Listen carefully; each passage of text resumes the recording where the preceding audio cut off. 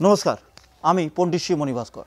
আমার ইউটিউব চ্যানেলে আপনাদের প্রত্যেকে স্বাগত জানাই। আপনারা বহু মানুষ বহু অপেক্ষায় থাকেন, আমি কি রাশি কখন কি বলবো সেই অপেক্ষায় অবশ্যই প্রত্যেকে আপনাদের প্রথমে অবশ্যই ধন্যবাদ জানাই, কেন আমার ভিডিওটা যারা অবশ্যই দেখেন।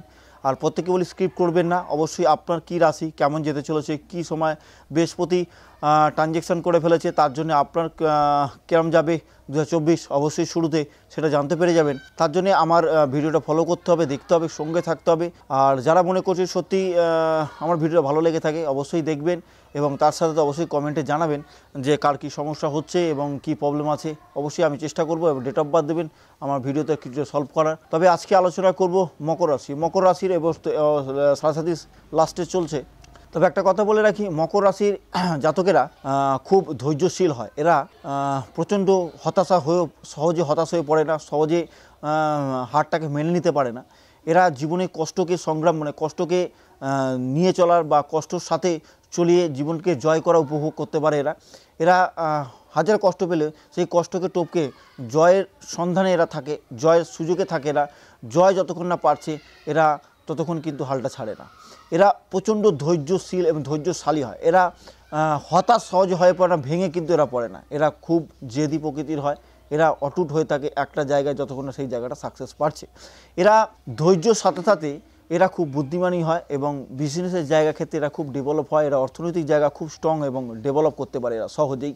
এরা জীবনটাকে লড়াইয়ের সাথে নিয়ে জীবনটাকে পুরোটা জীবনে ঠেলে দিয়ে জীবনটাকে ঝুঁকি নিয়ে এরা কিন্তু এগিয়ে যেতে খুব পছন্দ করে। এরা ঝুঁকি ছাড়া কোনো ক্ষেত্রে সহজে পথ এরা পায় না এবং চলে না।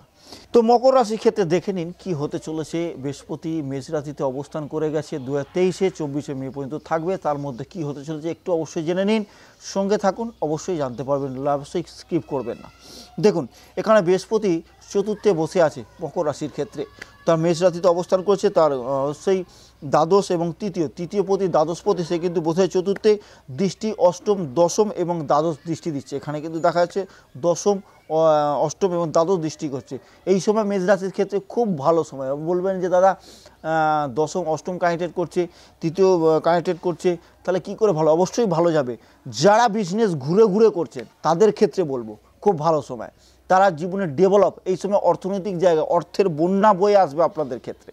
কারণ লাস্ট স্টেজ আপনাদের শনির 7.5 ক্ষেত্রে লাস্ট স্টেজে আপনার জীবনে দুহাত ভরিয়ে দিয়ে যাবে। এই সময় ক্ষেত্রে কিন্তু খুব ভালো। দেখুন, চতুর্থে বসে আছে, চতুর্থ সুখ, চতুর্থ থেকে মাতৃস্থান, চতুর্থ থেকে জমি, এবং কিন্তু যারা মনে করছিলেন যে জমি কিনবো তাদের ক্ষেত্রে খুব ভালো। এবং যারা মাতৃস্থান থেকে দূরে বিজনেস করতে চেয়েছিলেন, যারা মাতৃস্থান থেকে দূরে ডেভেলপ করতে চাইছে তাদের ক্ষেত্রে খুব ভালো। বাইরে চলে যান, বাইরে বিজনেস করুন। যারা বাইরের ক্ষেত্রে আছে তাদের ক্ষেত্রে খুব ভালো। যারা এতদিন চেষ্টা করছেন, হাল ছেড়ে দেওয়া ভাবছেন, ছাড়বেন না। হাল যারা ছেড়ে দিচ্ছেন মানে তাদের বলছি ছাড়বেন না। আপনাদের শুভ সময় কিন্তু এবছর যাবেই, এবং শুভ সময়ের ক্ষেত্রে বৃহস্পতি ট্রানজ্যাকশন করছে, ভালো সময়। অষ্টম কানেকশন করছে, একটু সময় খারাপ, দুর্ঘটনা হওয়ার সম্ভাবনা, কোনো রকম সমস্যায় ভোগার, আঘাত লাগার সম্ভাবনা। একটু সাবধানে চলাফেরা করবেন সেই জায়গা থেকে, যাতে আপনারা গাড়ি ঘোড়া একটু বুঝে শুনে চালাবেন, রাস্তাঘাট বা বুঝে শুনে চলবেন। অবশ্যই কিন্তু এই জায়গাটা একটু আঁচাটার সম্ভাবনা কিন্তু থাকবে। কিন্তু কর্মক্ষেত্রে ভালো, উন্নতির ক্ষেত্রে ভালো, সাকসেসের ক্ষেত্রে ভালো, ডেভেলপের ক্ষেত্রে ভালো, বিজনেসের ক্ষেত্রে ভালো। এই সময় কিন্তু শুভ সময়। অর্থনৈতিক জায়গা কি বললাম, বন্যা বইয়ে দেবে এই সময়। 7.5 শেষের আপনাকে আপনার জীবনে সে আজদিন আপনাকে শিক্ষা দিয়েছে, কষ্ট দিয়েছে, আঘাত দিয়েছে। এই সময় কিন্তু আপনাদের ক্ষেত্রে, বিজনেসম্যানদের ক্ষেত্রে আমি বলবো অতি শুভ, অতি উত্তম, অতি ভালো। এই জায়গাটাকে একটু ধরে থাকুন, আপনার ডেভেলপ কিন্তু 2024-এই শুরু হয়ে গেছে। ধৈর্য ধরুন, সঙ্গে এতদিন ছিলেন, ধৈর্য ধরেছিলেন, এই সময় হাল ছাড়বেন না। আমি বলছি আপনাদের সময় ভালো শুরু হয়ে গেছে। এই সময়টা যদি ধৈর্য ধরতে পারেন, আপনার শীর্ষ যে জায়গা ছিলেন তার থেকে 1000 গুণ উন্নত, 1000 গুণ ডেভেলপে কিন্তু আপনি চলে যাবেন। যাদের ক্ষেত্রে বলছি মায়ের সাথে একটু মনিমনা হওয়ার সম্ভাবনা, মানে মায়ের সাথে প্রবলেম আসতে পারে, মায়ের সাথে একটু অশান্তি, মায়ের সাথে খিটিমাটির, এটা কিন্তু হওয়ার সম্ভাবনা। একটু মায়ের সাথে গিয়ে মায়ের সাথে সুন্দর, এবং ঘরের মহিলা মা এবং স্ত্রীর সাথে কোনো রকম ঝামেলাঝাটি করবেন না। একটু থাকলে তাদেরকে নিয়ে কিন্তু ভালোভাবে চলার চেষ্টা করবেন। দেখবেন অবশ্যই কিন্তু আপনার উন্নতি, সাকসেস কিন্তু আসতে চলেছে। দেখুন, এখানে কি হচ্ছে, দশম হচ্ছে কর্ম, দশমের ডাইরেক্ট দৃষ্টি আছে। কর্মস্থলের জায়গা ভালো। বাইরে কর্মস্থল হয়তো আপনি যেখানে করছেন সেখান থেকে অনেকটা দূরে যেতে হবে, হয়তো আপনাকে ট্রান্সফার করে দিলে দূরে চলে গেলেন। বা আপনি ভাবছেন চাকরির চেষ্টা করেন চাকরির জন্য বাইরে যেতে হতে পারে। এই জায়গাগুলোর ক্ষেত্রে কিন্তু ভালো আবার খারাপ। অনেকের ক্ষেত্রে কিন্তু এটা ভালো যে বাইরে যাব, অনেকের ক্ষেত্রে কিন্তু এটা খারাপ, কারণ আমি বাইরে যেতে চাইছি না, বাইরে যেতে হবে কর্মস্থলের জন্য, কিছু করার নেই।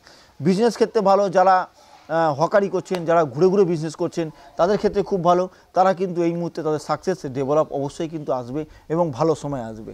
তবে একটা কথা বলে রাখি, মকর রাশির ক্ষেত্রে খুব ভালো, এই সময়টা যাবে, ধৈর্য ধরে থাকুন, অবশ্যই প্রত্যেকদিন হনুমান চল্লিশা পড়ুন। আমার ক্ষেত্রে এটা কিন্তু সাজেশন দিয়ে গেলাম, যদি করতে পারেন আরও আরও আরও বেটার কিন্তু আপনার জীবনে আসতে চলেছে।